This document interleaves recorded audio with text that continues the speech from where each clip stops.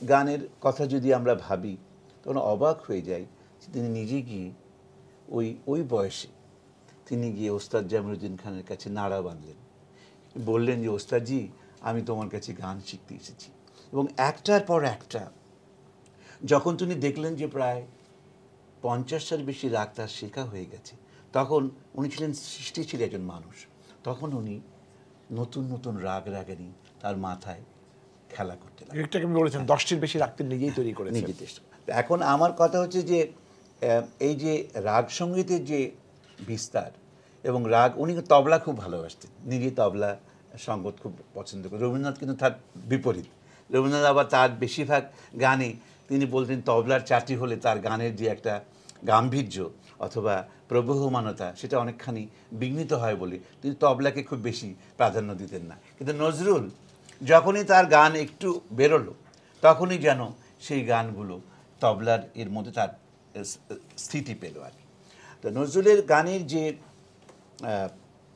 বিভিন্ন তার যে রাগের বিস্তৃতি আছে সেই গানগুলো সম্বন্ধে এখন আমি আসছি না, কারণ ঠিক তো আমি ওভাবে চিন্তা করে আসিনি। কিন্তু আমি মনে করি যে তার যে গানের যে বিরাট একটা, যেমন ধরুন উনি যখন এতে গেলেন কি বলে সিরাজগঞ্জে সেই কনফারেন্স, সেখানে রয়েছে ইসমাইল হোসেন সিরাজির ছেলে, ইসমাইল হোসেন সিরাজি সেখানে রয়েছেন, এবং বলাই বাহুল্য নজরুল ইসলাম এবং আব্বাস উদ্দিন। সেখানে নজরুল ইসলাম করলেন কি ওই হারমোনিয়ামটা তুলে নিলেন এবং ও তখনই কিছুক্ষণ আগে গানটা তার লেখা হয়েছে। উনি তো ছিলেন একটা সমুদ্রের মতো, যে সমুদ্র থেকে যেমন পানির কোনো অভাব হবে না,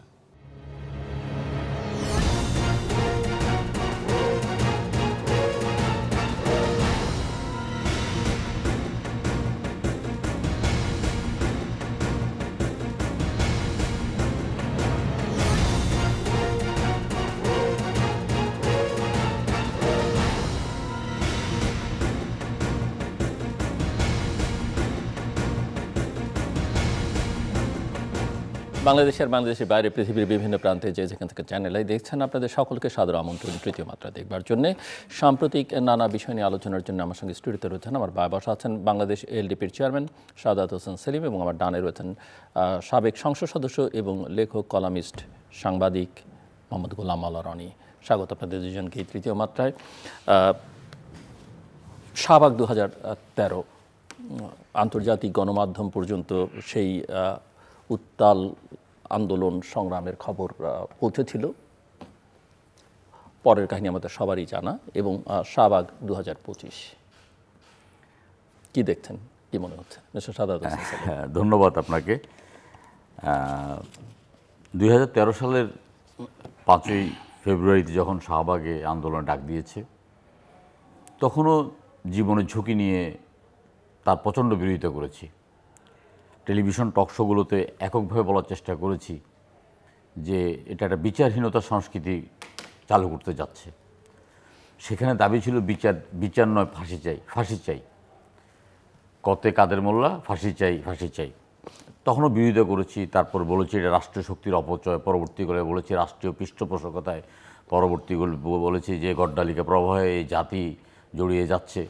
সেখানে প্রচণ্ড বিরোধিতার মধ্যে ছিলাম। একদিন দেখলাম যে তারা আপনার কি একটা কর্মসূচি দিল, 1 ঘন্টার জন্য রাস্তা দাঁড়াতে হবে। ইমরানের সরকার এখন পর্যন্ত তাকে খুঁজেও পাওয়া যায় না টেলিস্কোপ দিয়ে। মন্ত্রী সচিব হতে আরম্ভ করে আপনার পুলিশ কর্মকর্তা ডাক গেছে। কে ইমরানের সরকার, তার ডাক দেওয়ার কি রাইট আছে এবং সরকারি কর্মকর্তারা কীভাবে দাঁড়াতে পারে, তার বিরুদ্ধে প্রচণ্ড সোচ্চার ছিলাম। এখন এবারও যে শাহবাগে যে অবস্থানটা, এই অবস্থানের বিরুদ্ধে এবারও সোচ্চার আছি। পরশুদিন রাত্রে 10:30টার দিকে এক বন্ধু ফোন করলো, আপনার ধানমন্ডি এলাকায় ছিলাম, বলে যে যমুনার সামনে তো তারা অবস্থান নেওয়ার একটা ডাক দিয়েছে হাসনাত আবদুল্লাহ। তো আমরা বললাম যে দেখে আসি। আমরা 2 বন্ধু মিলে গেলাম, আমরা দেখতে গেলাম। সেখানে আস্তে আস্তে গেলাম, দেখলাম যে সব মিলিয়ে 100-500 লোকের একটা সমাবেশ। আমরা 2 ঘন্টার মতো ছিলাম, পিছনে একটা আড়ালে ছিলাম। দেখলাম যে সরকার সমস্ত পৃষ্ঠপোষকতা করছে তাদেরকে সেখানে বসানোর জন্য। এবং আপনার ওই পরবর্তী আসার সময় অ্যাম্বুলেন্সে শুনলাম যে অ্যাম্বুলেন্স আসবে, কিছু মানে আহতরা আসবে তাদের জন্য রাস্তা করে দেওয়ার জন্য পুলিশরা কথা বলতেছে, মানে মানে সরাসরি সরকারি পৃষ্ঠপোষকতায়। সেদিনও বিচারহীনতা ছিল, যে ফাঁসি চাই, আর কোনো কিছু দাবি নাই। আজকেও বলছে লিক ধরে জবাই কর। তো পার্থক্য তো পাচ্ছি না, নতুন বন্দোবস্তের পার্থক্যটা পাচ্ছি না। শাহবাগে জড়ো হয়ে রাষ্ট্রীয় পৃষ্ঠপোষকতায় এ ধরনের একটা আন্দোলন, কারণ 15 বছর তো আমরা ভিকটিম ছিলাম। আমার নিজের ইউনিয়নে 6 জন বিএনপি কর্মী মারা গেছে আওয়ামী লীগের হাতে, 2 জনের লাশ পাওয়া যায়নি। কিন্তু আমরা কিন্তু রাজনৈতিকভাবে সেটা মোকাবিলা করছি, একটা ফুলের টোকা দিতেও দিই নাই। আমাদের নেতাকর্মীদেরকে সেভাবে শান্ত রেখেছি এখানে। এখন এখানে তারা ডাক দিচ্ছেন। তারপরে আপনার পরের দিন সকালবেলা জামাতে ইসলাম গিয়ে সেখানে যোগ হলেন, ছাত্র শিবির গিয়ে যোগ হলেন, এবং স্লোগান উঠতেছে গোলাম আজমের বাংলায় আওয়ামী লীগের ঠাঁই নাই। এখন গোলাম আজমের বাংলা কীভাবে হলো সেটাও বুঝতে পারছি না। এখন এই যে ছাত্ররা আজকে ডাক দিল, খুব বড় জোর গেলে 2,500-3,000 লোকের সমাবেশ হবে। তার চাইতে 300 গুণ বেশি মানুষ কিন্তু চিটাগংয়ের, আজকে যে চিটাগং বিভাগের, অর্থাৎ নোয়াখালী, চিটাগং, গ্রেটার নোয়াখালী, গ্রেটার চিটাগং এবং গ্রেটার হিলট্যাক, এই 3 জেলার তারুণ্য সমাবেশে যে যুব সমাবেশ হয়েছে তার চাইতে অনেক অনেক বেশি আপনার লোকজন হয়েছে। এখন এখানে দেখেন, এখানে তারা বলার চেষ্টা করছে যে এটা সর্বদলীয়, সব দল এসছে, এখানে বেগম জিয়াকে আসতে হবে। কেউ কেউ আপনার উস্কানি দিচ্ছে, কেউ কেউ বলতেছে বিএনপি ছাড়া সবাই আসবে। আমি বললাম যে একটা অর্বাচীনতার তো একটা সীমারেখা থাকা দরকার। মানে একজন ফেসবুক স্ট্যাটাস দেবে আর বিএনপির মতো রাজনৈতিক দল অথবা আমাদের মতো মানে 50 বছর যারা সরাসরি রাজনীতির সাথে জড়িত, আমরা গিয়ে সেখানে হাজির হবো, এটা আশা করে কিভাবে? আর জনগণ যাবে সেটাও আশা করে কিভাবে? জনগণের কাছে যখন তারা ডাক দিচ্ছে, তখন জনগণের মাথার মধ্যে ওই কথাটা কিন্তু ঘুরপাক খাচ্ছে যে শেখ হাসিনা বলেছে যে তার পিয়ন 400 কোটি টাকার মালিক, তার পিয়ন 15 বছরে 400 কোটি টাকার মালিক হয়েছে। আর আসিফ মাহমুদের এপিএস 7 মাসে 322 কোটি টাকার নিয়ে সে সুইজারল্যান্ডে পালিয়ে গেছে। মানে 15 বছর যদি ক্ষমতা থাকতো তাহলে কত হাজার কোটি টাকা ইয়ে করতো। এই জিনিসটাও কিন্তু নাগরিকদের মাথার মধ্যে আছে বলে নাগরিকরা কিন্তু তাদের ডাকে সাড়া দিচ্ছে না। এখন দেখেন, এই যে সর্প হয়ে দংশন করা, ওজা হয়ে ঝাড়া, এটা এখন ইউনূস সরকার সাহেব করতেছেন। আমরা ইউনূস সরকার সাহেবের আপনার কে একজন দেশবরণ্য, রাষ্ট্র মানে বিশ্ববরণ্য ব্যক্তি হিসাবে আমরা সেদিন ডক্টর ইউনূস সাহেবকে আমরা মেনে নিয়েছি তত্ত্বাবধায়ক সরকারের প্রধান হিসাবে। কিন্তু উনি শুরুতেই এসে আমাদের স্বপ্ন ভঙ্গ করলেন। তিনি স্বজনপ্রীতির পরিচয় দিলেন। তিনি তার স্ত্রী ডাক্তারকে আপনার উপদেষ্টা মণ্ডলীতে আনলেন। স্ত্রী না, তার গ্রামে, তার আপনার গ্রামীণের আপনার ডাক্তারকে আপনার স্বাস্থ্যমন্ত্রী ইয়েতে আনলেন। তারপর আপনার এনজিওর লোককে স্বাস্থ্যমন্ত্রী বানালেন। এই অবস্থা করে, এমনকি আন্দোলন সংগ্রামে ছিল না, দেশও ছিল না তেমন ব্যক্তিকেও তিনি উপদেষ্টা করেছেন। এখন মানে সরকার চালাচ্ছে কি এনসিপি, ডক্টর ইউনূস সাহেবের ভাষায় এনসিপি সরকার চালাচ্ছে। আবার এনসিপি দাবি নিয়ে আবার যমুনার সামনে বসছে। অন্য কোনো রাজনৈতিক দলের নেতারা, সেটা যত বড়ই হোক আর যত ছোট হোক, যদি রাত 10টা বাজে সেখানে এরকম একটা নিরাপত্তা জানিতে স্পষ্টগত জায়গায় কি বসতে দিত সরকার? বসতে দিত না। তার মানে সরকারি জায়গাতে বসতে দিচ্ছে, সরকারের পৃষ্ঠপোষকতা করছে। এখন সরকারের মনে কী আছে কে জানে। এমন এটা হতে পারে যে আপনার যে আব্দুল হামিদ যেভাবে চলে গেলেন, তিনি তো এভাবে যাওয়ার কথা না। তিনি রাষ্ট্রপতি, তিনি রাষ্ট্রপতি লাল পাসপোর্ট নিয়ে ভিআইপি দিয়ে তিনি দেশ ত্যাগ করলেন। এখন স্বরাষ্ট্রমন্ত্রী এটা মস্করা করছেন। এমনি ওনাকে দেখলে আমার আপনার বাংলা সিনেমার জোকারের মতো মনে হয়। তো তিনি আপনার আজকে গিয়ে সেখানে আপনার এই 8 মাসের মনে সেরা যোগটা তিনি করলেন। এয়ারপোর্টে গিয়ে ইমিগ্রেশন চেক করলেন এবং বললেন যে যারা যারা এটার সাথে জড়িত তাদেরকে আপনার তাদের বিচার করবেন। তো এটা একটা স্বরাষ্ট্রমন্ত্রী কীভাবে বলে? মানে আমরা যখন বিরোধী দলে ছিলাম, আমাদের কোনো মামলা টামলা না থাকার প্রেক্ষিতেও আমরা 2-3বার ফ্লাইট মিস করেছি। অনেকবার তো 2-3 ঘন্টা বসে রাখতো, যদি একটু আগেই চলে যেতাম। সেখানে আমাদের মতো মানে চুনোপুটিকে আপনার এয়ারপোর্ট দিয়ে পার হতে আমাদেরকে মানে ঘাম ঝরে যেত। মানে আপনার দোয়াদুর যা জানতাম সব পড়তে কিন্তু আমরা ইমিগ্রেশন ক্রস করতাম। সেখানে একটা রাষ্ট্রপতি হাওয়া হয়ে গেল। তারপর আপনার এই যে আইবি রহমানকে গ্রেপ্তার করতে গেলেন, রাতে গ্রেপ্তার করতে যাওয়ার দরকার বা কি, এত নাটক করার দরকার কি? এটা তো সরকারের কোনো একটা বৃহত্তর প্ল্যানের অংশ। আপনার আইবি রহমান যাই হোক, তিনি খুনের মামলার আসামি। খুনের মামলার আসামি সাংবাদিক সম্মেলন করবে পুলিশের সামনে, আর পুলিশ মানে আঙ্গুল চষবে। এই রকম অপদার্থ সরকার তো মনে হয় পৃথিবীর ইতিহাসে আর কোথাও নাই। এতটা মানে অপদার্থ সরকার পৃথিবীর ইতিহাসে আর কেউ নেই। আর 84 বছর বয়সে এসে ডক্টর ইউনূস সাহেবের আপনার ওই আদম ব্যাপারী লাইসেন্সও লাগবে, আপনার ইউনিভার্সিটিও লাগবে, তারপরে আপনার গ্রামীণ ব্যাংকে পূর্ণ মালিকানাও লাগবে, তারপরে সমস্ত ঋণ পরিশোধ করে নিতে হবে, আপনার ট্যাক্স দেওয়া যাবে না, কোনো ট্যাক্স দেবেন না, এতটা আশা করি নাই। যে কারণে আসলে আমরা চাই যে যত তাড়াতাড়ি হোক নির্বাচনটা দিয়ে এই সরকার যেন আমরা সসম্মানে বিদায় নেয়। আমরা কয়েকদিন আগে আপনার সংস্কার কমিটির সাথে একটা মিটিংয়ে বসলাম। তাদের সাথে মিটিংয়ে বসার পর মনে হলো যে তারা কেউ আপনার বাংলাদেশের নাগরিক আমার কাছে মনে হয়নি। ঐক্যমত্য কমিশনে গিয়ে মনে হলো যে তারা এমনভাবে চিন্তা করছে যে 24 ঘন্টা বাংলাদেশকে বদলে দেবে, এমন এমন প্রস্তাব সামনে নিয়ে আসছে। তখন আমরা বললাম যে দেখেন, আপনারা আকাশে উঠছেন, একটু মাটিতে নামেন, এবং আপনাদের এই সংস্কারের চিন্তাভাবনা যদি হয় যে নির্বাচনকে প্রলম্বিত করা, তাহলে কিন্তু আমরা কোনো অবস্থায় এটাকে মেনে নেব না। কারণ আমরা উন্মুখ হয়ে আছি, আমরা লড়াই করছি 15 বছর 17 বছর জনগণের ভোটাধিকার প্রতিষ্ঠা করার জন্য।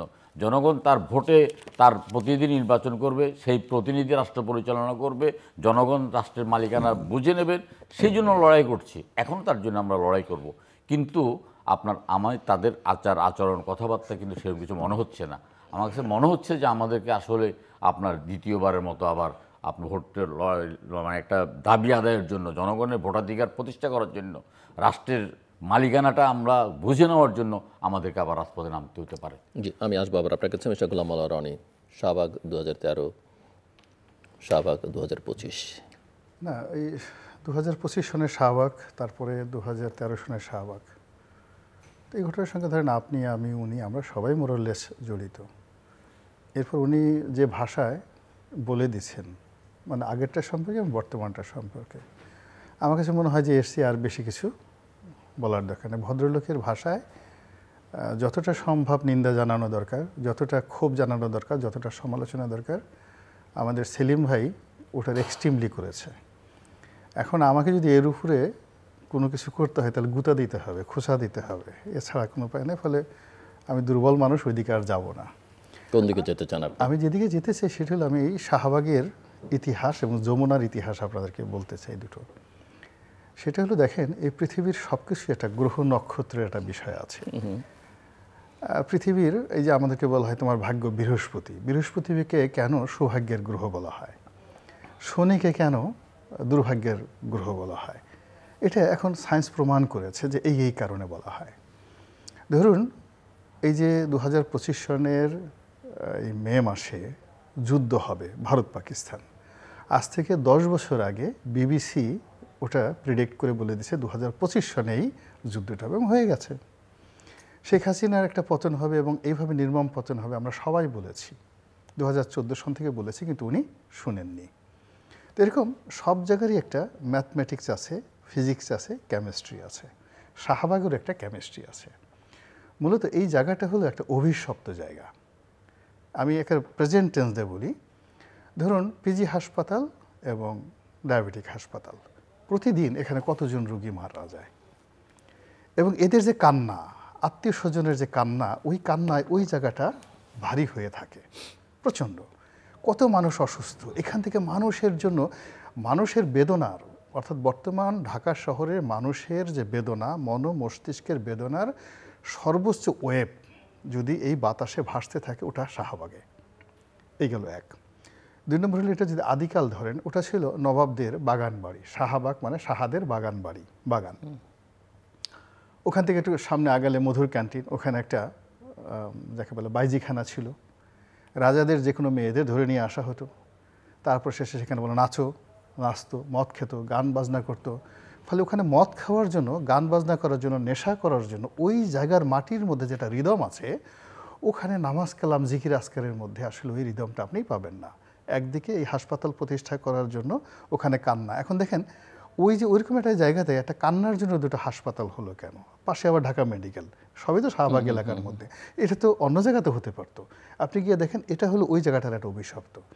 এখন দেখেন 2013 সনের ইতিহাস যখন আপনি বললেন, এর আগে আমরা ওটা নিয়ে এত দেখেন, আমরা যখন আমরা যখন আজকের কাজে চাকরি করতাম, তখন ওই এলাকায় অনেক ভ্রাম্যমান পতিতা ছিল, পুরো ওই এলাকার পাশ দিয়ে ঘুরতে সারতো, এবং ওগুলো নিয়ে আমরা অনেক মজা করতাম।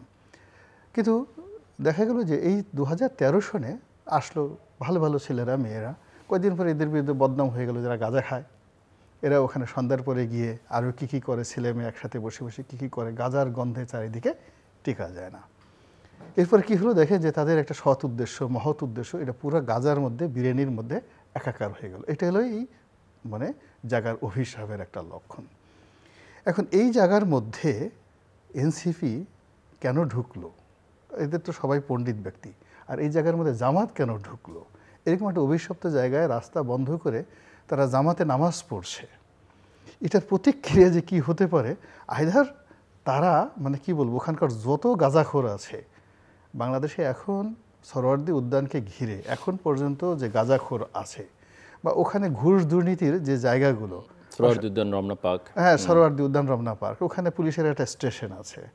আবার আপনি ধরেন ক্যাসিনো, ডিস্কো যদি ধরেন, পাশে ঢাকা ক্লাব আছে। তো সব মিলিয়ে ওই এলাকাকে যদি ইসলামী তাহাজিব এবং তমুদ্দুন অনুযায়ী নামাজের জায়গায় আনতে হয়, মসজিদে নামাজ পড়ে, এটা একটা বিরাট কিয়ামত হয়ে যাওয়ার মতো অবস্থা।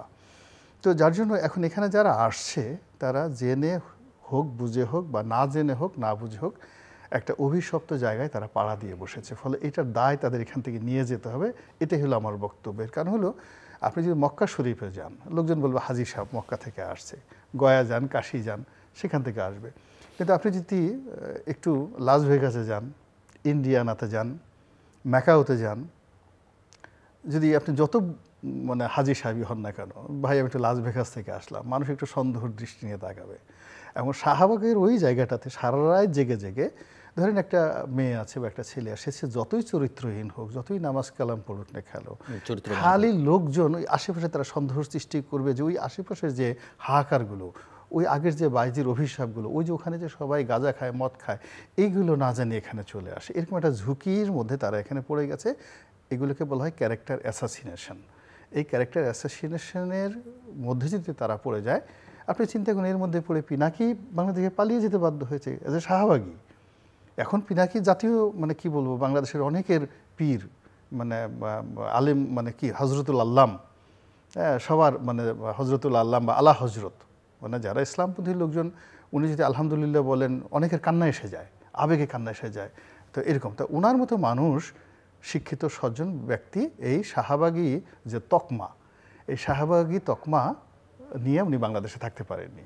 একইভাবে আপনি দেখেন শাহবাগে আরও মেধাবী, আরিফ জেপ্তিকের মতো মেধাবী মানুষ, তারপরে শেষে অনেক ভালো ভালো লেখকনা ছিল ওই সময়টাতে। মানে এখন যারা রাজনীতিতে ওখানে গেছে, এদের সাথে অন্তত 100 Times in terms of education, family background, social stability, তারা কিন্তু গণজাগরণ মঞ্চের সাথে ছিল, ইনক্লুডিং ডাক্তার ইমরানের সরকার, ভালো ফ্যামিলি, আমাদের নাই সাহেবের মেয়ের জামাই।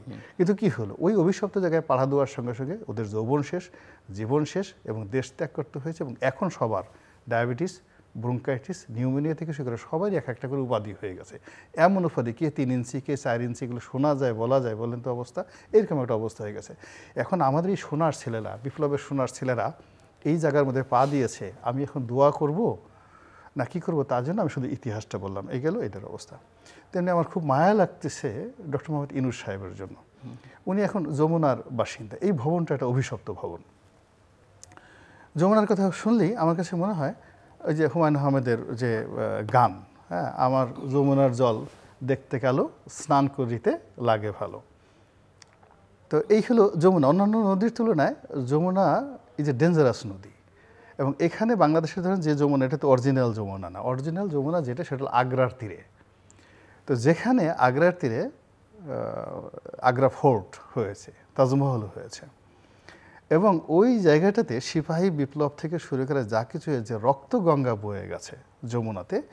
এই রক্তগঙ্গা ভাগীরথীতে বয়। ইভেন তাজমহল তৈরি করবার ক্ষেত্রে একজনের স্বপ্ন পূরণের জন্য, ওটি স্বপ্ন মানে ইচ্ছে পূরণের জন্য কত মানুষের কত শ্রম ঘাম ওঠে গেছে। মানে ওই যমুনা ভারতবর্ষের যত নদী আছে, বিখ্যাত নদী, যেমন ব্রহ্মপুত্র, ভাগীরথী, এরা সব বড় বড় নদী, গঙ্গা আমাদের এখানে সব পদ্মা হয়ে গেছে। কিন্তু যমুনার নদীতে যত রক্তগঙ্গা বইছে, এবং যমুনা তোর একটা অংশ আগ্রা থেকে কিন্তু দিল্লি পর্যন্ত ছিল, এখন যেটা শুকিয়ে গেছে, এখন নেই, একদমই শুকিয়ে গেছে। তো যার জন্য যমুনার ওই নদীটা আমাদের পাকভারত উপমহাদেশে একটা অভিশপ্ত নদী। এখন আমাদের দেশে যখন বাংলাদেশে এই যমুনার ভবন করা হলো, এখানে এসে বসবাস করলো কে? ফখরুদ্দিন। দেখেন বেচারার জীবনটা শেষ, একেবারে ভদ্রলোক মানুষ, সুখে কি অবস্থা হয়ে গেছে। মানে এর জীবন এসে যদি বলা হয় তাকে 10 বার গলায় দড়ি দিতে বলা হতো, সে এখন যমুনাতে আর কখনো সে ঢুকবে না। এই ডক্টর মোহাম্মদ ইউনূস সাহেবেরই বন্ধু মানুষ, আইসা সে এখানে বসবাস করলো। এরপরে একজন ভদ্রলোক, উনি কি বেঁচে আছে না মরে গেছে জানি না, লতিফুর রহমান সাহেব, অত্যন্ত প্রাজ্ঞ ভদ্রলোক মানুষ, তিনিও ওই যমুনার বাসিন্দা ছিলেন। তার দেখেন কি একটা পরিণত হয়ে গেল। শেখ হাসিনা এই যমুনাতে এসে প্রধানমন্ত্রী হয়ে কিন্তু প্রথম যমুনাতে উঠছিলেন, এবং শেখ হাসিনা এই যমুনাতে বসে, এবং এই সময়টাতে বিডিআর মিউটিনি হলো। তারপরে দেখেন শেখ হাসিনার জীবনে যে পরিণতিটা ঘটলো এই যমুনা কেন্দ্রিক। এখন আবার এই জায়গাতে ডক্টর মোহাম্মদ ইউনূস সাহেব বসছেন, তাও আবার বয়স কত বছর? 84 বছর। বিশ্বাস করেন আমার ভীষণ রকম ভয় লাগছে যে এই যে আমি বললাম যে গ্রহ নক্ষত্র বৃহস্পতি সব মিলিয়ে, তার সঙ্গে সঙ্গে আর একটা কথা বলি, সেটা হলো এটা হলো 2025 সন মে মাস। আজকে যখন আমি এই ভিডিওটা করছেন, আপনি অনুষ্ঠান করছেন 10 তারিখ, মে মাসের 10 তারিখ, 11 তারিখ প্রচার হবে 11 তারিখে, কিন্তু আমরা যখন কথা বলছি বা এই যে প্রসঙ্গ নিয়ে কথা বলছি 10 তারিখের কথা নিয়ে বলছি, শাহবাগ। আপনি অবাক হয়ে যাবেন যে 10 তারিখে এই পাক ভারত উপমহাদেশে দুটো ঘটনা ঘটেছিল, এই ঠিক মে মাসের 10 তারিখ, মে মাসের। প্রথম হলো আলেকজান্ডার ভারত আক্রমণ করেছিল এই মে মাসের 10 তারিখে, এবং পুরুষ সঙ্গে ভারতের যে বীর পাঞ্জাবের ঝিলাম নদীর তীরে, এই যে আজকে 10 তারিখে ভারত এবং পাকিস্তান যে যুদ্ধ করছে ঝিলাম নদীর তীরে, এবং ওখানে যে পানির সন্ত্রাস থেকে যা কিছু হচ্ছে, ঠিক এই তারিখে 10 তারিখে এই আলেকজান্ডার এবং পুরুর মধ্যে যুদ্ধ হয়েছে, এবং সমস্ত ভারতবর্ষের ইতিহাস উলটপালট হয়ে গেছে মে মাসের। 1 2 নম্বর হলো 1700 না 1857 সনের এই মে মাসের 10 তারিখে আমাদের এই যে পশ্চিমবঙ্গের ব্যারাকপুরে প্রথম সিপাহী বিদ্রোহ হলো। দ্য ফার্স্ট সিপাহী বিদ্রোহ হলো এই মে মাসে 2025 সালে। তো সেই 10 তারিখে আমাদের অভিশপ্ত শাহবাগে আপনার যাকে বলা হয় সেখানে আওয়ামী লীগ নিষিদ্ধ করার জন্য, গোলাম আজমের বাংলাদেশ প্রতিষ্ঠা করার জন্য একটা বিশাল কিছু একটা হচ্ছে। সেটাকে আবার ম্যাটেরিয়ালাইজ করার জন্য আজকে রাতে, মানে 10 তারিখ রাতে মানে ক্যাবিনেটের মিটিং হবে। আবার সেই ক্যাবিনেট মিটিংয়ের সঙ্গে সামঞ্জস্য রেখে বিএনপির কার্যনির্বাহী কমিটির একটা বৈঠক হবে। বিশ্বাস করেন, মানে আমি যতটুকু পড়েছি, আমি এই ভাগ্যে বিশ্বাস করি, নিয়তিতে বিশ্বাস করি, গ্রহ নক্ষত্রে বিশ্বাস করি, আর যেহেতু ইতিহাসের একজন যাকে বলা হয় ছাত্র, এইভাবে ইতিহাসের একটার সাথে একটা কেন বারবার 15ই আগস্ট বা আগস্ট মাস আওয়ামী লীগের জন্য কুফা ডেকে নিয়ে আসে প্রতি বছর। এই আগস্ট মাসে কেন তার পতন হতে হবে? আপনি কি মনে হয় না যে এখানে কিছু একটা আছে? কেন এই আগস্ট মাসে শেখ হাসিনার পতন? এটা সেপ্টেম্বর মাসে হতে পারতো, কিংবা এটা নভেম্বর মাসে হতে পারতো, কিন্তু আগস্ট মাসে হতে পারবে। আবার বাংলাদেশে যে দেখুন এই মে মাস, এই যে 10 তারিখ, এই 10 তারিখে ভারত পাকিস্তান যুদ্ধ চলছে। তারপরে সেই ভারত পাকিস্তান যুদ্ধের মধ্যে আমাদের আবার যুদ্ধ করার শখ জাগলো কেন এই সময়টাতে? নিঃসন্দেহে শরীরের সাথে, আকাশের সাথে একটা চুলকানির ভাবসাব আছে, সারা শরীর চুলকাচ্ছে। ওই যে চরমনের পীর সাহেব বলেছেন যে সুখে থাকলে তোমাদের ভূতে কিলায়, তা আমাদের আসলে এই বাংলাদেশে প্রায়ই দেখবেন যে সুখে থাকলে ভীষণ রকম ভূতে কিলায়। এবং আরও একটা ব্যাপার বললেন, এই মে মাসে দুইবার বাংলাদেশ আক্রমণ করেছে দিল্লির সুলতান ফিরোজ শাহ তুগলক।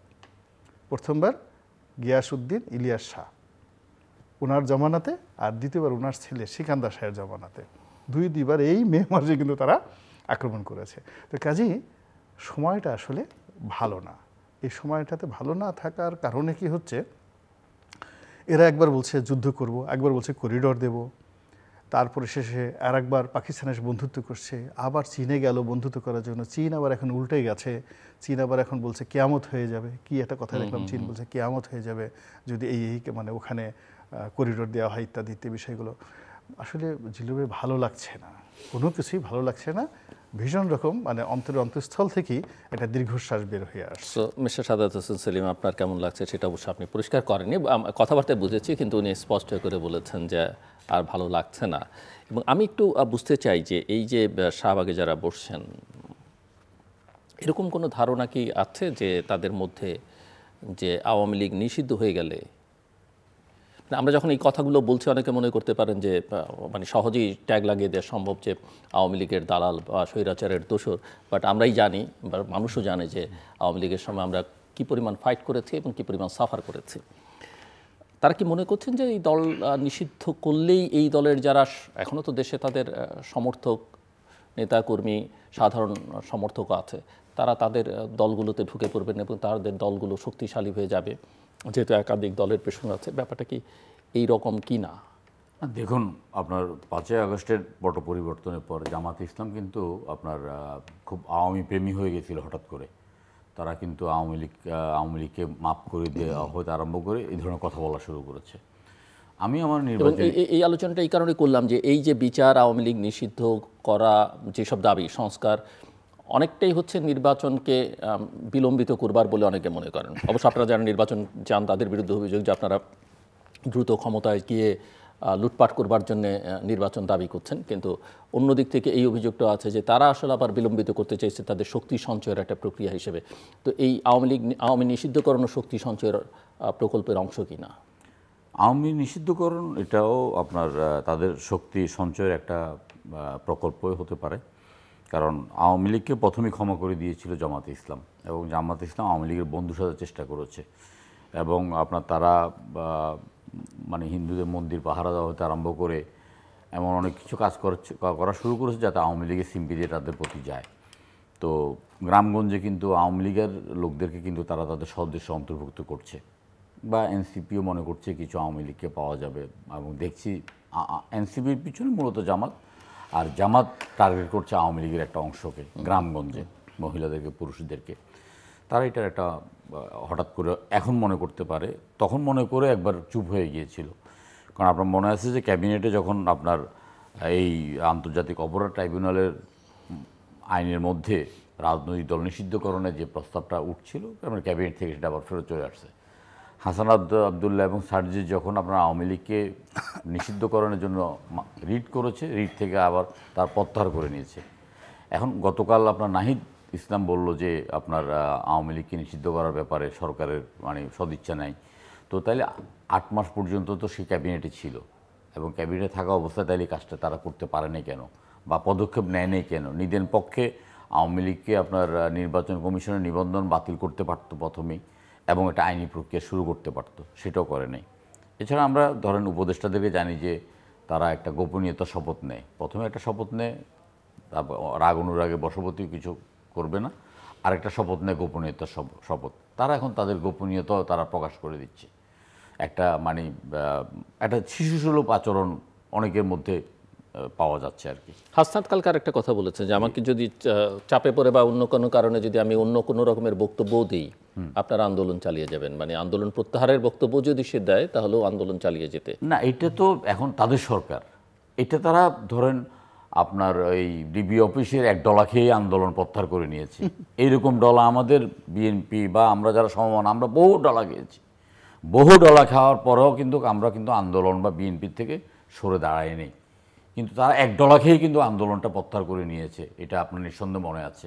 এখন হাসান আবদুল্লাহর এই কথাটারও একটা মানে সারমর্ম থাকতে পারে যে হয়তো সরকার, যেমন আজকে তারা ক্যাবিনেটে বসে তারা বলতে মানে কিছু একটা বলার চেষ্টা করছে যে তারা চিন্তা করছে কী করবে। গতকালকে শুনলাম যে আপনার নাহিদ বলল যে স্বেচ্ছাসেবক লীগ এবং যুবলীগ নিষিদ্ধ করবে, এরপর আওয়ামী লীগ নিষিদ্ধ করবে। দেখুন, আওয়ামী লীগকে নিষিদ্ধ করার প্রশ্নে বা আওয়ামী লীগকে আপনার রাজনীতি স্পেস দেওয়ার বিপক্ষে আমার অবস্থান শক্ত। কারণ আওয়ামী লীগ একটা অভিশপ্ত রাজনৈতিক দল। আওয়ামী লীগ গণতন্ত্রের ভাষা বুঝে না, আওয়ামী লীগ গণতন্ত্র চর্চা করে না। আওয়ামী লীগ যখন 72 সালে প্রথম আসলো, সর্বদলীয় সরকার গঠন না করে তারা একদলীয় সরকার ব্যবস্থা গঠন করলো প্রথমেই। পরবর্তীকালে 75 সালে সমস্ত দল এবং সংবাদপত্র বাতিল করে দিয়ে এক দল এক নেতা করেছে, রাজনৈতিক পট পরিবর্তন সমস্ত পদ্ধতি বন্ধ করে দিয়েছে। আর শেখ হাসিনার আপনার 15 বছরের শাসন তো সারা পৃথিবীর একটা কলঙ্কিত শাসন, মানে গণতন্ত্রের মোড়কে একটা কলঙ্কিত শাসন শেখ হাসিনা করে গেছেন। এবং জুলাই এবং আগস্টে মানে তিনি যেভাবে হত্যা করেছেন, খুন করেছেন, রাষ্ট্রকে আপনার সমস্ত বাহিনীগুলোকে লেলিয়ে দিয়েছেন, রাষ্ট্রের প্রতিটা অর্গানকে তিনি একদম ধ্বংস করে দিয়েছেন, মানে মানুষের নীতি এবং নৈতিকতাকে একদম শূন্যর কাতারে নিয়ে এসেছেন।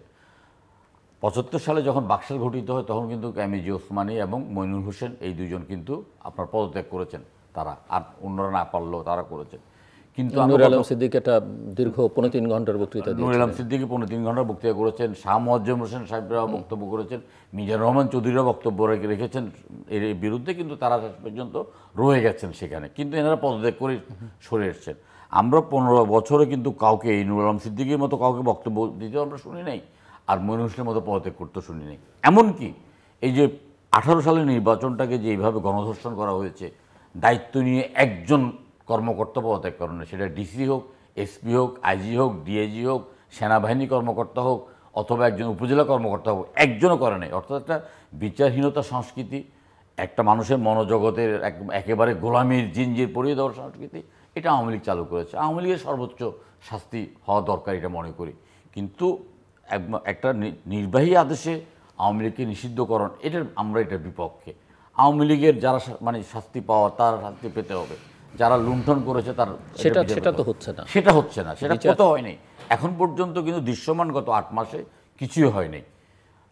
এটা না হওয়ার একমাত্র কারণ হলো যে এই উপদেষ্টা, যেই মানে ছাত্রদের দ্বারা নিয়োজিত উপদেষ্টা, প্রধান উপদেষ্টা এবং তার আপনার উপদেষ্টা মণ্ডলী, তারা তাদের ক্ষমতাকে দীর্ঘায়িত করতে চায়।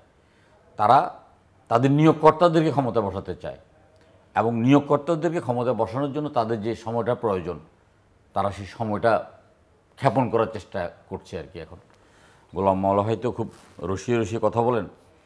ধরেন আমি একটু একটা উদাহরণ দিই, একজন আরেকজন থেকে টাকা পাবেন আর কি, তো টাকা পাবেন বলতেছে আমার টাকাটা ফেরত দাও, তাহলে আমি একটা ব্যবস্থা করতেছি। আবার বলে আমার টাকাটা ফেরত দাও, একটা ব্যবস্থা করতেছি। তারপর আরেকবার যাওয়ার পরে বলে যে আসো আমি তোমাকে কী ব্যবস্থা করতেছি তোমাকে দেখাচ্ছি। তো দেখা হলো যে একটা বাঁশ ঝাড় উনি লাগিয়েছেন, তো বলো যে দেখো ব্যবস্থা করতে হবে। এটা কী ব্যবস্থা? এই যে এই বাঁশ গাছ আস্তে আস্তে বড় হবে, অনেক বড় হবে। আশেপাশে যে তুলো গাছগুলো দেখতেছো না, বিভিন্ন প্রতিবেশী তুলো গাছগুলো, তখন তুলো গাছগুলো যখন তুলা ফুটে যাবে, এই বাঁশে ঝাড়ে এসে লাগবে, সেখান থেকে আমি নামিয়ে নেব, নিয়ে বাজারে বিক্রি করে তোমার টাকা পরিশোধ করব। এখন বাঁশঝাড়কে বড় হতে হবে, আপনার ওই প্রতিবেশী তুলা গাছ থেকে তুলা সংগ্রহ করে আপনার বাজারে বিক্রি করবে, এই ধরনের একটা প্রকল্প তারা হাতে নিয়েছে। এটা একেবারেই মানে আমরা বুঝতে পারছি, আমরা কয়েকজন উপদেষ্টার সাথে সামনাসামনি কথা বলে এবং যারা সংস্কারের দায়িত্বে আছেন তাদের সাথে কথা বলে আমরা বুঝতে পারছি যে তারা নির্বাচনটাকে প্রলম্বিত করতে চাচ্ছেন। এবং পাশাপাশি ধরেন যারা নির্বাচন চাচ্ছেন সরকারি বেসরকারি পর্যায়ে, তাদেরকে কিন্তু টার্গেট করছেন। ধরুন দীর্ঘদিন যাবৎ 15 বছর যাবৎ যারা মানে আপনার কোনো না কোনোভাবে 14 পুরুষের মধ্যে বিএনপির নামগন্ধ ছিল, তারা কিন্তু কোনো প্রমোশন পায় নাই, কোথাও ভালো জায়গায় নিয়োগ পায় নাই। সরকার এসে প্রথম দিকে তাদের প্রতি কিছুটা সুবিচার করেছে। এখন আবার যেটা করছেন সেটা হলো যে বেছে বেছে বিএনপির লোকদেরকে কিন্তু আবার বিভিন্ন জায়গা থেকে সরিয়ে দিচ্ছেন এবং আপনার তাদেরকে আবার শাস্তিমূলক ব্যবস্থাও নিচ্ছেন এবং তাদের কাজ কমিয়ে দিচ্ছেন। পাশাপাশি তারা আওয়ামী লীগেরদেরকে পুনর্বাসন করার একটা চিন্তা করছেন। তারা মনে করছেন যে না, এরা আমার বন্ধু না, আওয়ামী লীগের যারা সমর্থক আছে আমরা তাদেরকে বন্ধু বানিয়ে আমরা আমাদের প্রকল্পটাকে বাস্তবায়ন করতে চাই কিনা। জাতীয় ঐক্যমত্য কমিশনের সাথে আমরা কথা বলেছি, ওনারা 167টা আপনার দাবি দিয়ে মানে আমাদেরকে প্রশ্নবোধক চিহ্ন দিয়েছেন। দেখেন, জেলা প্রশাসক হবে না জেলা কমিশনার হবে, এটার জন্য রাজনৈতিক দলগুলোর সাথে বসতে হবে। এই আলোচনার জন্য রাজনৈতিক দলগুলোর সাথে সংলাপের প্রয়োজন আছে। এটা তো ওনারা চিন্তা করে নির্বাহী আদেশে করা যায়। বা এটা যদি জনপ্রশাসন মনে করে যে জেলা প্রশাসকের জায়গায় জেলা কমিশনার হবে, এটা ওনারা সংস্কারের মধ্যে নিয়ে আসছেন। তো তখন আমরা বুঝলাম যে এই সংস্কারের অর্থ হলো যে এটাকে নির্বাচন প্রলম্বিত করা এবং একটা গোজামিল করে করা। যেমন বলছে যে স্পিকার হবেন সরকারি দল থেকে, ডেপুটি স্পিকার হবেন বিরোধী দল থেকে। তো আমরা এটা ভেটো দিয়েছি, বলছি যে এটা তো হলে তো সংসদ চালানো যাবে না। আপনারা যে আমরা অতীত একটা প্রস্তাব দেখেছি যে বিরোধী দল থেকে একজন স্পিকার, সরকারি দল থেকে হলে 2 জন ডেপুটি স্পিকার, তার মধ্যে একজন সরকারি দলের একজন বিরোধী দলের। কিন্তু ওনাদের এইসব প্রস্তাবগুলো একদম যেটা করছেন জাতীয় সাংবিধানিক কাউন্সিল এমন একটা মানে ভয়ঙ্কর রকমের প্রস্তাব দেওয়া হচ্ছে, যাতে করে মনে হচ্ছে যে এটা আপনার হয়তো মানবে না, পরে জাতির সামনে উপস্থাপন করবে যে আমরা সংস্কার করতে চেয়েছি, সংস্কার মানছে না, ইয়ে করছে না। আমরা বলতেছি আপনার একটা ন্যূনতম একটা 3টা নির্বাচনটাকে ধরেন, শেখ হাসিনার মানে অনেকগুলো সুযোগ ছিল। শেখ হাসিনার 2018 সালে যখন নির্বাচনে সমস্ত বিরোধী দলগুলো এসছে, বিরোধী দলগুলো তো অনেকটা মানে হতাশ হয়ে মানে বাধ্য হয়ে নির্বাচনটা অংশগ্রহণ করতেছে। তখন কিন্তু আমরা বলছি যে সরকারের অধীনে নির্বাচন করাটা আত্মহত্যার শামিল। হয়তো নিবন্ধন বাতিল হয়ে যেতে পারে, হয়তো সরকারের মুখোশ আরও উন্মোচন করা হোক, যে কোনো কারণেই নির্বাচনে অংশগ্রহণ করার পরে পুরো নির্বাচন পদ্ধতিতে একটা দলীয় সরকারের অধীনে যে একটা নির্বাচন হতে পারে এই ব্যবস্থাটা তা মানে দেখাতে পারতো। কারণ আমরা যখন তত্ত্বাবধায়ক সরকারের প্রথম দাবিগুলো উঠছে তখন আমরা মনে করছি যে আসলে তত্ত্বাবধায়ক সরকার এই পদ্ধতিটা হলো যে রাজনীতিবিদদের জন্য একটা অপমানজনক কর্মকাণ্ড। একটা রাজনীতিবিদ 5 বছর রাষ্ট্র পরিচালনা করবেন কিন্তু একটা নির্বাচন করতে পারবেন না, এটা দীর্ঘদিন চলা যায় না। যেমন আপনার 2008 সালে শেখ হাসিনা ক্ষমতায় আসার পরেও কিন্তু স্থানীয় সরকার নির্বাচনটা হয়েছে। স্থানীয় সরকার নির্বাচনে কিন্তু আপনার এই যে 5টা আপনার সিটি কর্পোরেশন নির্বাচনে বিএনপি জয়লাভ করেছে। তখন পর্যন্ত কিন্তু নির্বাচনটা একটা পদ্ধতি ছিল। আপনার 14 নির্বাচনের পরে যখন উপজেলা নির্বাচনটা 5টা স্তরে করেছে, প্রথম স্তরে করার পরে প্রথম স্তরে কিন্তু বিএনপি অনেক এবং পীরগঞ্জও বিএনপি জয়লাভ করেছে। দ্বিতীয় তৃতীয় স্তর থেকে একদম নির্বাচনটাকে সর্বনাশ করে দিয়েছে। এখন ওনারা প্রস্তাব দিচ্ছেন যে আপনার তত্ত্বাবধায়ক সরকারের মেয়াদ হবে 4 মাসের এবং তত্ত্বাবধায়ক সরকারে জাতীয় নির্বাচনও করবেন, স্থানীয় সরকার নির্বাচনও করবেন। আমরা এটা তীব্র বিরোধিতা করেছি যে না, আপনার তো রাষ্ট্রকে তো ফাংশন করতে হবে। রাষ্ট্র আমরা ঠিক আছে, আমরা জাতীয় সংসদ নির্বাচনের জন্য আমরা তত্ত্বাবধায়ক সরকার পদ্ধতি এবং এটা যদি স্থায়ীভাবেও করতে হয় তাও আমরা মেনে নেব, কিন্তু আপনার রাষ্ট্রকে তো বিশ্বাস করতে হবে একটা জায়গায়। এবং আমরা চাই স্থানীয় সরকার নির্বাচনটা হোক আপনার সরকারের অধীনে, প্রশাসনকে আমরা সেভাবে চেষ্টা করব বা আমরা সেভাবে কমিটমেন্ট করব। অথবা শেখ হাসিনার এই পতনের পরে আপনার আমলা বলেন, সেনাবাহিনী বলেন, পুলিশ বলেন, ব্যবসায়ী বলেন, মিডিয়ার ব্যক্তিত্ব বলেন, সংস্কৃতির ব্যক্তিত্ব বলেন, রাজনীতিবিদ বলেন, সবাই মনোজগতে এক ধরনের সংস্কার হয়েছে। কেউ কিন্তু আবার যাবে না, কিন্তু এই পদ্ধতিতে শেখ হাসিনার মতো ভয়ঙ্করভাবে গণতন্ত্রকে হত্যা করে বা গণতন্ত্রকে একেবারে এক জায়গায় স্টপ করে দিয়ে ক্ষমতা পরিবর্তনকে যুদ্ধ করবে না। করলে কিন্তু এটা পরিণতিটা কি হয়, এটা শেখ হাসিনা এবং তার সমস্ত সাঙ্গপাঙ্গরা তো আমাদের সমস্ত জাতিকে বুঝিয়ে দিয়েছেন। যে কারণে আমরা আসলে এখন আমাদের কাছে মনে হচ্ছে যে এই যে শাহবাগের যে আন্দোলন, আজকে তো তারা একটা মিটিংয়ে বসে তারা একটা সিদ্ধান্ত জানাবে। আমরা সে পর্যন্ত হয়তো অপেক্ষা করতে হবে। মিস্টার রনি, আমি একটু আপনার কাছে বুঝতে চাইছি যে এই সরকার আসলে কি করছে, কি চাইছে, বা এই যে জাতীয় ঐকমত্য কমিশন করা হলো, কতটা ঐকমত্য আপনি দেখতে পান, আশা করেন তারা প্রতিষ্ঠা করতে পারবে? আর এই যে অভিযোগ যে এনসিপি আর সরকার এক সূত্রে গাঁথা, সরকারকে রক্ষা করার কাজ করছে এনসিপিকে প্রমোট করা বা ভবিষ্যতে একটা জায়গা করে দেওয়ার কাজ করছে সরকার। মাঝখানে আবার জামাত এনসিপির সম্পর্ক, জামাত সরকারের সঙ্গে এক ধরনের পেছন থেকে সহায়তা দেয়া। আপনি কি বুঝতে পারেন আর কি? আমার কাছে প্রথম যেটা মনে হচ্ছে যে এই সরকার একজন মানুষকে যদি হঠাৎ করে চাঁদের দেশে পাঠিয়ে দেওয়া হয়, অদ্ভুত একটা শিশুকে চাঁদের দেশে পাঠিয়ে দেওয়ার পর তার প্রথম যেটা সমস্যাটা হবে, সে অক্সিজেন পাবে না। এই সরকারের অক্সিজেন নেই। প্রথমত এই সরকারকে বেঁচে থাকার জন্য যে অক্সিজেন, সেটা হলো জনসমর্থন। সেই জনসমর্থনটা এই সরকারের নেই, অক্সিজেন নেই। 2 নম্বর হলো যে চাঁদের দেশে যদি আপনাকে পাঠিয়ে দেওয়া হয়, আপনি ওজনটা হারিয়ে ফেলবেন। আপনি একটা লাফ দিবেন, লাফ দেওয়ার পরে 20-30 হাত উপরে উঠে যাবেন। তখন আপনার কাছে মনে হবে যে ইউ আর সুপারম্যান, আপনি লাফ দিয়ে এত উপরে উঠতে পারেন। কিন্তু আপনি যে মাধ্যাকর্ষণ শক্তির বলয়ের বাইরে গিয়ে নিজের ওজন হারিয়ে ফেলেছেন। ইউ আর নো বডি, ওখানে আপনার কোনো ওজন নেই।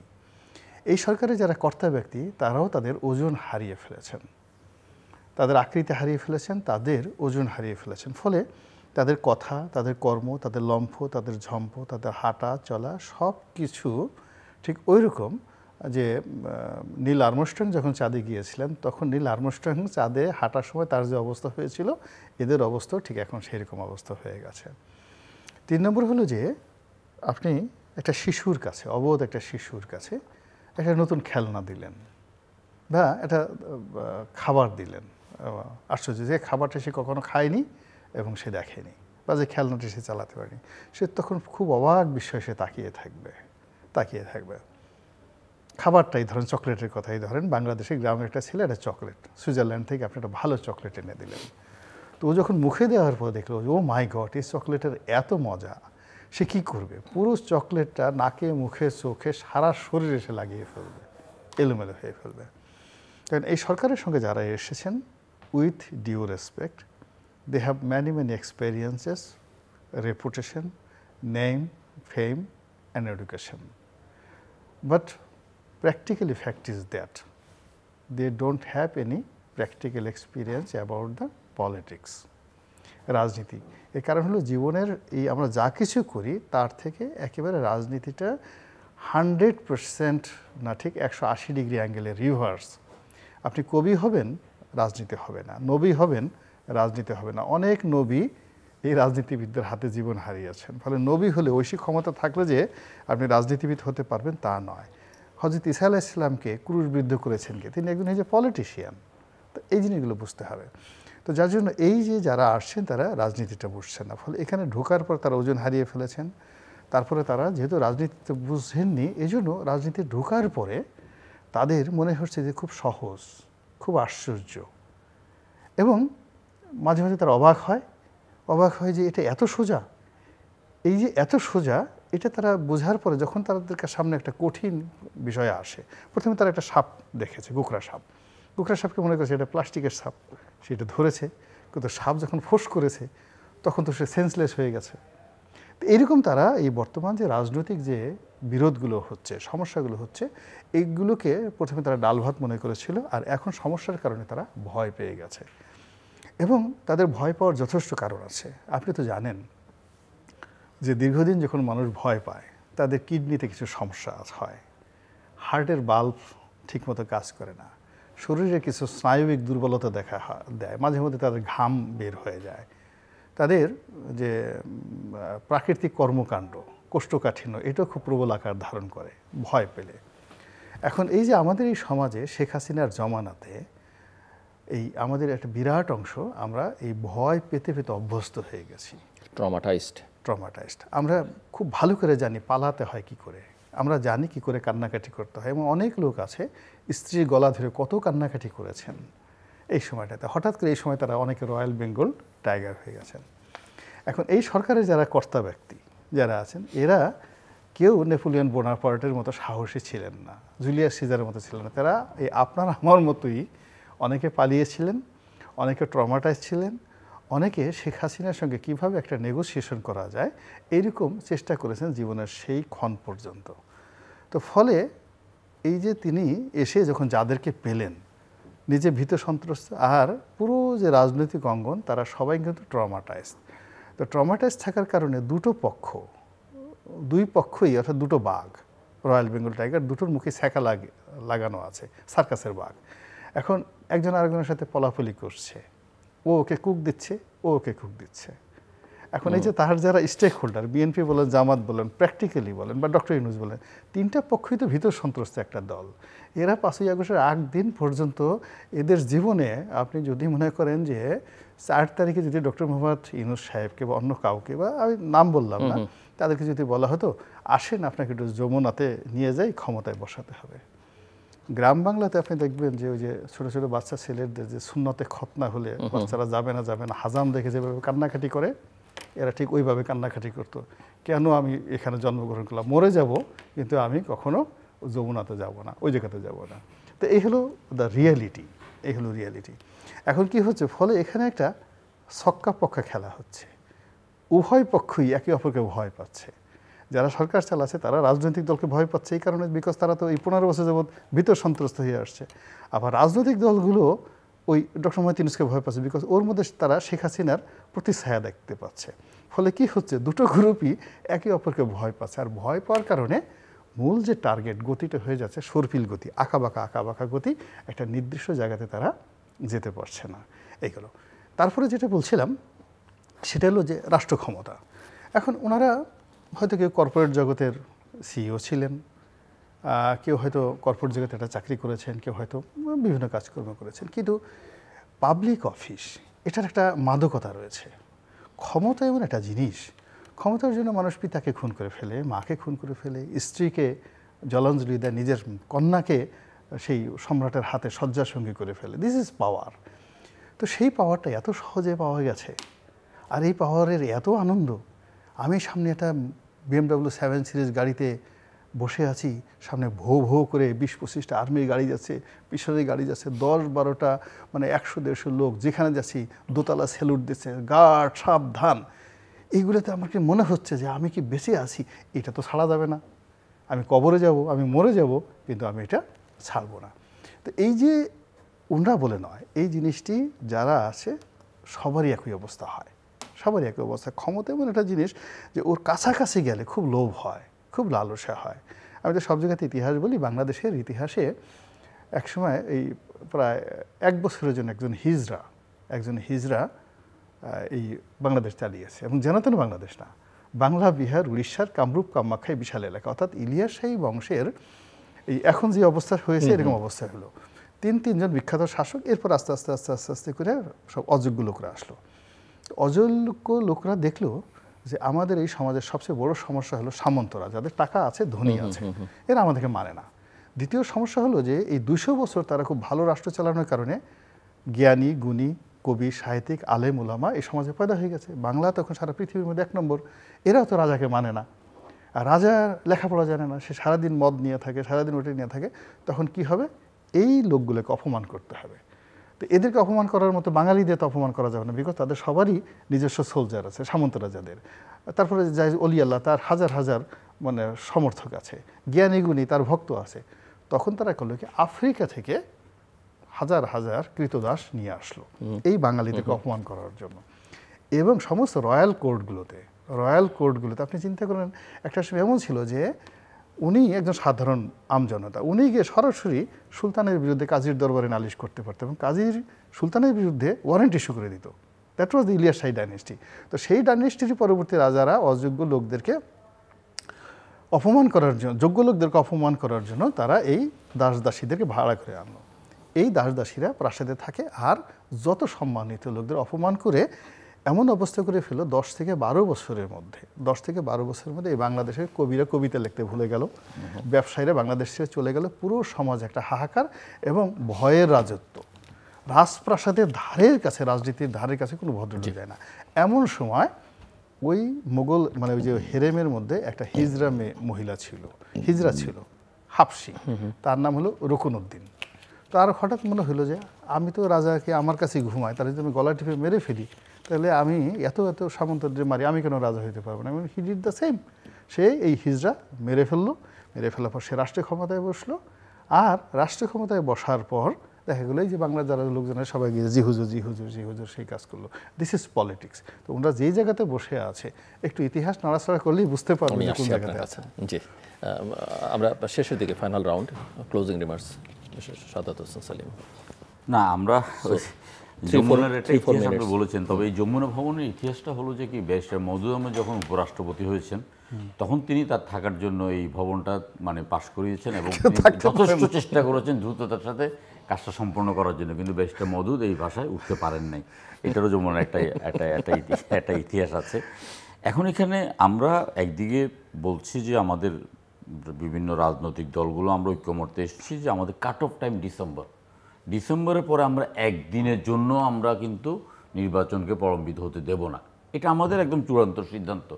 এই ব্যাপারে যদি আমাদেরকে মাঠে নামতে হয় আমরা মাঠে নামবো, এই জন্য যদি আবার লড়াই দিতে হয় লড়াই করব। কিন্তু কিছু কিছু রাজনৈতিক দল, মানে সেখানে কিংস পার্টি বলেন অথবা কিংস পার্টির সহযোগী দল বলেন, তারা কিন্তু চাচ্ছে যে এই নির্বাচনটাকে প্রলম্বিত করার জন্য এমন কিছু দাবি তারা সামনে নিয়ে আসতেছেন যাতে করে মানে অটোমেটিকলি নির্বাচনটা প্রলম্বিত হয়ে যায়।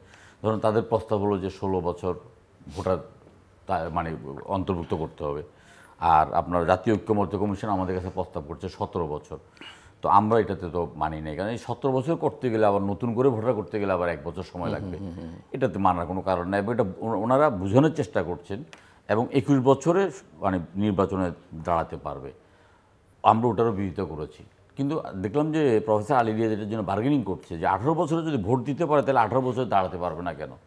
18 বছর ভোট দেওয়া এক জিনিস, আর 18 বছর আইন প্রণয়ন করা এক জিনিস, এটা ওনাকে বুঝতে অক্ষম হচ্ছে। এখন 21 বছর, আমার ছেলের বয়সে 21 বছর, আমি চিন্তা করছি চোখ বন্ধ করে আমার ছেলেকে এখন আইন প্রণয়ন করার মতো সক্ষমতা রাখে কিনা। আমার কাছে মনে হচ্ছে যে না, আমার ছেলে এখন লেখাপড়া করছে, আমার ছেলে আইন প্রণয়ন করার মতো সক্ষমতা এখন অর্জন করে নেই। ওনারা কিন্তু আপনার বিজ্ঞ বিজ্ঞ লোক, মানে আলী রিয়াজ সাহেব তো একটু মানে বয়সের তুলনামূলক কম, অন্য যারা আছেন তারা তো বেশ বয়সে ভারে নুর্য, ওনারাও আপনার একই রকম চিন্তা করছেন। এগুলো করে মানে পুরো ব্যাপারটাই একটাই লক্ষ্য, মানে ক্ষমতায় বসার ডে ওয়ান থেকে ওনাদের বেশ কয়েকজনের লক্ষ্য যে এই গদি আর ছাড়া যাবে না, যেটা আপনার গদির মোহটা আপনার আমাদের রনি ভাই ভালো করে বলছেন। এই গদির মোহর কারণে এই কথাগুলো বলছেন। আমরা রাষ্ট্রপতি নির্বাচন করি সংসদ সদস্যদের মাধ্যমে, এখন ওনাদের কারো প্রস্তাব হলো যে উচ্চকক্ষ নিম্নকক্ষ মিলিয়ে রাষ্ট্রপতি হবেন, আর আরেকজন প্রস্তাব দিলেন যে না 70,000 ইলেকটোরাল ভোট, অর্থাৎ ইউনিয়ন পরিষদের চেয়ারম্যান পর্যন্ত রাষ্ট্রপতি নির্বাচনের জন্য ভোট দেবেন। এই যে অবাস্তব কথাগুলো বলছেন যে শুধুমাত্র আমরা এগুলোর সাথে দ্বিমত করব, আবার এগুলোকে একমত হতে পারে কিনা, আবার আলোচনা করা যায় কিনা, এগুলো নিয়ে করা, সময় ক্ষেপণ করা। আমরা কিন্তু একদম চূড়ান্তভাবে আমরা আমাদের বিভিন্ন রাজনৈতিক দলগুলো আমরা রাজনীতি করছি তো আমরা রাষ্ট্রীয় ক্ষমতা যাওয়ার জন্য, অথবা রাষ্ট্রীয় ক্ষমতাকে আপনার রাজনীতিবিদদের হাতে তুলে দেওয়ার জন্যে, এদের দোষের কিছু নেই। কিন্তু একটা অংশ দেখলাম যে এটাকে মানে কেউ কেউ বলতে চায়, যেমন আপনার স্বরাষ্ট্রমন্ত্রী বলেই বসলেন যে আমাদেরকে 5 বছর দেখতে চায়। এখন কি ওনার চেহারা দেখতে চায়, না ওনার কার্যকলাপ দেখতে চায়, না ওনাদের ক্ষমতা দেখতে চায়, ওনাদের সুশাসন দেখতে চায়, এটা বুঝতেছি না। একজন উপদেষ্টা দাবি করতে পারবেন না যে তিনি তার মন্ত্রণালয়ে সামান্যতম সংস্কার করেছেন, একজন উপদেষ্টা দাবি করতে পারবেন না। না পুলিশ উপদেষ্টা দাবি করবেন, না ভূমি উপদেষ্টা দাবি করবেন, না খাদ্য উপদেষ্টা দাবি করবেন, না বন্দর উপদেষ্টা দাবি করবেন, কেউ দাবি করতে পারছেন না। তো ওনাদের হাতে তো কোনো কিছুই, আমার মনে হচ্ছে যে ওনারা ক্ষমতাকেই হঠাৎ করে পেয়ে উপভোগ করছেন। কিন্তু আমরা চাই যে আসলে আর কোনো রকম তালবাহানাটা না করে, প্রফেসর ইউনূস সাহেবের সামনে কিন্তু দুটো উদাহরণ আছে, দুটো উদাহরণ কিন্তু আমি প্রায় বলার চেষ্টা করি, এই দুটো উদাহরণ দিয়ে আমি শেষ করছি। একটা হলো যে আপনার বিচারপতি শাহাবুদ্দিন 3 মাসের জন্য এসে তিনি আপনার আনসারের লাঠি দিয়ে একটা নির্বাচন করছেন, সম্মানের সাথে বিদায় নিয়ে আবার বাংলাদেশের রাষ্ট্রপতি হয়েছেন। আর আপনার ফখরুদ্দিন সাহেব কিন্তু আপনার রাষ্ট্র 2 বছর পরিচালনা করার পরে এখন আপনার জুমার নামাজ অথবা জানাজার নামাজও যেতে পারছেন না। প্রফেসর ইউনূসের সামনে এই দুটো উদাহরণ, উনি কোনটা বেছে নেবেন এটা বেছে নেওয়ার আপনার সমস্ত রকমের চয়েস ওনার কাছে। মিস্টার গোলাম আলা রনি, জাস্ট 3 মিনিট সময় শেষ করতে। আমার কাছে যে ব্যক্তিগতভাবে মনে হচ্ছে যে সরকার সব কিছু এলোমেলো করে ফেলেছে, কিন্তু আমি বুঝতে পারছি না যে এরা কি ইন্টেনশনালি কাজগুলো করছেন, লোভের বশবর্তী হয়ে এই কাজগুলো করছেন, ক্ষমতায় থাকার জন্য করছেন, নাকি সহজাত যে তাদের মানবিক যে ভুল ভ্রান্তি এই কারণে করছেন। কিন্তু আলটিমেটলি তাদের চেহারা স্রোত এখন আমাদের কাছে খুবই বিরক্তিকর হয়ে গেছে। তাদের কাউকে দেখলে আমাদের দোয়া করতে ইচ্ছা করে না, তাদের কাউকে দেখলে আমাদের হ্যান্ডশেক করতে ইচ্ছা করে না, কাউকে দেখলে আমাদের কাছে মনে হয় না যে ওনাকে ধরে একটু কুলাকুলি করি। তো এই যে তাদের সঙ্গে আমাদের যে জনগণের একটা অ্যাডাপশন, এই জায়গাটাতে যে একটা ব্যারিকেড মানে সার্কিট তৈরি হয়ে গেছে, এটা হলো তাদের জন্য সবচেয়ে ভয়ানক বিপদ। আপনি দেখেন শেখ হাসিনা বলেন, বেগম জিয়া বলেন, ইভেন জামাত বলেন, গোলাম আজম বলেন, আমরা এই রাজনীতির তত বিতর্ক বলিনি, কিন্তু মানুষ একটা নির্দিষ্ট অংশ কিন্তু তাদেরকে দেখতে চায়, ভালোবাসতে চায়, তাদের সঙ্গে সম্পর্ক স্থাপন করতে চায়, আবার তাদের সঙ্গে সঙ্গে ঘৃণাও করে তাদেরকে। এখন ওনাদের যে অবস্থাগুলো হলো, আমরা তাদেরকে যখন পেয়েছিলাম আমাদের কাছে মনে হলো যে আমাদের কাছে এক একটা পূর্ণিমার চাঁদ এসেছেন, আকাশ থেকে নাজিল হওয়া ফেরেশতা তুল্য এক একজন মানুষ। এবং আমরা শেখ হাসিনার অত্যাচারে, আপনি তো নিজে তার ওয়ান অফ দ্য সাফারার, আপনার যদি ইন্টারন্যাশনাল কানেকশন না থাকতো, বিদেশি রাষ্ট্রগুলো না থাকতো, আপনাকে তো পাড়িয়ে মেরে ফেলতো ঢাকার শহরে। আপনার অফিস থেকে সমস্ত লোকজন তুলে নিয়ে গেছে। এই বিশ্ববিদ্যালয় ক্যাম্প আছে, আমি এতগুলো করেছি, সেই বিশ্ববিদ্যালয় ক্যাম্পে আমার গাড়িটা ভেঙে দিয়েছে। তো যার জন্য আমরা এই শেখ হাসিনার পতনের পরে যারাই এসেছে, আমরা আমি বুঝতে পারি না যারা তারা যখন বলে যে যৌক্তিক কথা বললে আওয়ামী লীগের দালালি করা হচ্ছে বা দোষর বলা হচ্ছে, ওটাই হলো। দেখেন আমার উনি জানেন যে আমি তো, আপনিও জানেন, তাদের তো সেই সাফারিংসও নাই, তাদের সেই ত্যাগের হিস্ট্রিও নাই বা লড়াইয়ের হিস্ট্রি। আমার একটা কম্পোজিট টেক্সটাইল ছিল সাভারে, শেষ করতে 100 কোটি টাকা মূল্য। এই শেখ হাসিনার কারণে পুরো ব্যবসাটা আমি দেউলিয়া হয়ে গেছি। তো সেই শেখ হাসিনার পক্ষে আমি কেন কথা বলতে যাব? আমার কাছে তো ডক্টর ইউনূস দেবতার চেয়ে বেশি, অনেক বেশি। তো এখন সেই দেবতা বা এই যে যারা আসছে, আমি এই বাচ্চাদেরকে আমি বলেছি এরা আবাবিল পাখি, আমি এখন পর্যন্ত কিন্তু এদের বিরুদ্ধে এখন পর্যন্ত কোনো একটা টুশব্দ করিনি। তো সেই জায়গাটাতে কেন আমাদের বিরাগটা আসছে, কেন আমরা তাদের সমালোচনা করছি, এই জিনিসটা তারা যদি বুঝতে পারেন তাহলে মনে করবো যে আল্লাহ তাদের প্রতি দয়া করেছেন, তাদের প্রতি তারা হেদায়েতের মধ্যে আছেন। আর যদি আমরা যে কথাগুলো বলি, এই কথা শোনার পর তাদের খুব রাগ হয়, তাদের খুব ক্রোধ হয়, এবং তারা যদি একবার মনে করে যে এই গোলাম মোল্লা রনি, এই জিল্লুর রহমান, এই সাদাত হোসেন সেলিম, এদেরকে ঠেঙানোর জন্য আসলে শেখ হাসিনাই ভালো ছিল। সো কাজেই adapt the rules and regulation of Sheikh Hasina, hire the pupil, বেনজিরকে আনো আবার, হারুনকে আবার আনো, হ্যাঁ, ইনকুন্তুম বেনজিরও, আবার আনো তাকে, এনে আবার তাদেরকে বসো, এনে এই যে লোকগুলো এদেরকে শেখ হাসিনা ভালো করেছে, এভাবে আস্তে আস্তে আস্তে তারা যদি ওই ফ্যাসিজমের দিকে চলে যায়, তাহলে কি হবে? যা হয়, যখন মানুষ বিপথে যায়, অন্তরে সিল মোহর মেরে যায়, তখন আসলে তাদেরকে কেউ ভালো করতে পারে না। আমরা যারা সাফারার এবং আমরা যা তাদেরকে ভালোবেসি, প্রথমে শেখ হাসিনাকে আমরা ক্ষতিগ্রস্ত হয়েছি, দ্বিতীয়ত আমরা তাদেরকে ভালোবেসেছি লং টার্ম। 2009 থেকে এই পর্যন্ত এই মানে এখানে যারা আছে সবাই তো আপনার আমার আপনজন, তাদের কার সাথে আমাদের আপনার পারিবারিক সম্পর্ক নাই বলেন? এখন উপদেষ্টা মণ্ডলীর মধ্যে আপনার এবং আমার পারিবারিক সম্পর্ক নাই কোন লোকটা আছে? আমরা কেন তাদের সমালোচনা করতে যাব বলেন তো? আজ পর্যন্ত কেউ বলতে পারবে আপনি বা আমি কোনো একটা অফিসে টেলিফোন করেছি, কোথাও গিয়েছি, কাউকে একটা কোনো কাজ করে আমি কেন তার সমালোচনা করব বলেন তো? আমি তো সেই আগস্ট মাসের 7 তারিখে বলছি আমি ইলেকশনই করব না। আগস্ট মাসের 7 তারিখে আমি স্ট্যাটাস দিয়ে বলছি আমি ইলেকশনই করবো না। আমি এখন যে কাজ করছি আমার কেন তার সাথে বিরোধ হবে? এটা তাদেরকে আগে বুঝতে হবে। ধন্যবাদ।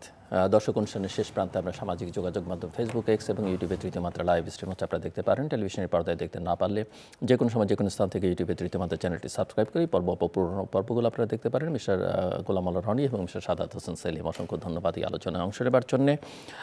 দর্শক, আমার অতিথিরা যা বলেছেন আমার মনে হয় না এরপরে এই সব কথার কোনো পুনরাবৃত্তি দরকার আছে। এক ধরনের ভালো না লাগার কথা চারদিক থেকে ওনারা বলবার চেষ্টা করেছেন এবং কারণগুলো অত্যন্ত ইতিহাস, যুক্তি সব তুলে ধরেই বলবার চেষ্টা করেছেন। একটা বিষয় যেটা আলোচনার শেষ প্রান্তে এসে আলোচনা হলো যে অনেকেই এই ট্যাগ করার যে কোনো কিছুর সঙ্গে আওয়ামী লীগের সময় আমরা যেটা দেখেছি, বিএনপি জামাত বলে যে কাউকে সরকারের সমালোচনা করলেই বিএনপি জামাত বলে ট্যাগ লাগিয়ে দেওয়া হতো। একই প্রবণতা এখনও। শেখ হাসিনা যে ভাষায় কথা বলতেন, এখনও অনেকের ভাষা, দেহভঙ্গি ওই একই রকম। শেখ হাসিনা যেমন সমালোচনা সহ্য করতে পারতেন না, এখনও অনেকে সমালোচনা সহ্য করতে পারেন না। কিন্তু গত 15, 16, 17 বছরের লড়াইটা তো আসলে গণতন্ত্রের জন্য হয়েছে এবং যারা দায়িত্বে আছেন, সরকারে আছেন, রাজনৈতিক নেতৃত্ব, তাদের সমালোচনা করা হবে এবং তারা সেটা গ্রহণ করতে পারতে হবে। আর সেজন্যই এই কাজগুলো করা হয়েছে এবং লড়াইটাও শেষ পর্যন্ত সে কারণেই হয়েছে। এবং শেখ হাসিনা সহ্য করতে পারতেন না বলেই আসলে তার পরিণতিটা কী হয়েছে আমাদের সবারই জানা। এবং আজকে যারা এগুলো করছেন তারাও তাদের পরিণতি সম্পর্কে একটু সজাগ এবং সতর্ক থাকবেন। সব কথার মূল কথা যেটা এই আলোচনার মধ্য দিয়ে এসছে যে জনগণের ক্ষমতা জনগণের হাতে ফিরিয়ে দেওয়াই উত্তম এবং তার একটাই পন্থা, সেটা হচ্ছে যে একটা ভালো নির্বাচন আয়োজন করা। এটি অন্তর্বর্তীকালীন বা যে নামই ডাকা হোক না কেন, সেই সরকারের জন্য আসলে দীর্ঘমেয়াদে ক্ষমতায় থাকা সেটা তাদের জন্য ক্ষতি, দেশের জন্য ক্ষতি। এবং সেটার অতীতে অনেক উদাহরণ আছে, আমার অতীতের উদাহরণ টেনেছেন, আমি সেই উদাহরণ টানতে চাই না। কিন্তু মূল কথা হচ্ছে যে দেশে গণতন্ত্র চাই, গণতন্ত্রের জন্য নির্বাচন দরকার। নির্বাচন হলেই ভালো গণতন্ত্র হবে এমন কোনো গ্যারান্টি নেই, কিন্তু নির্বাচন ছাড়াও কোনো গণতন্ত্র হয় না। রাজনৈতিক নেতৃত্ব ভালো করবে সেই গ্যারান্টিও নেই, কিন্তু খারাপ করলে জনগণ আবার তাদের বিদায় করতে পারে ভোটের মাধ্যমে এবং আন্দোলন সংগ্রামের মধ্য দিয়ে। আমরা আশা করব যে যারা দায়িত্বে আছেন তারা বিষয়গুলো বিবেচনার মধ্যে নেবেন। নতুন যারা রাজনৈতিক শক্তি হিসেবে নিজেদেরকে দেখবার চেষ্টা করছেন তারা যেন রাজনীতির ভাষায় কথা বলেন, রাজনৈতিক আচরণ করেন। আমাদের সঙ্গে থাকবার জন্য অসংখ্য ধন্যবাদ। আপনাদের সবার জন্য শুভকামনা।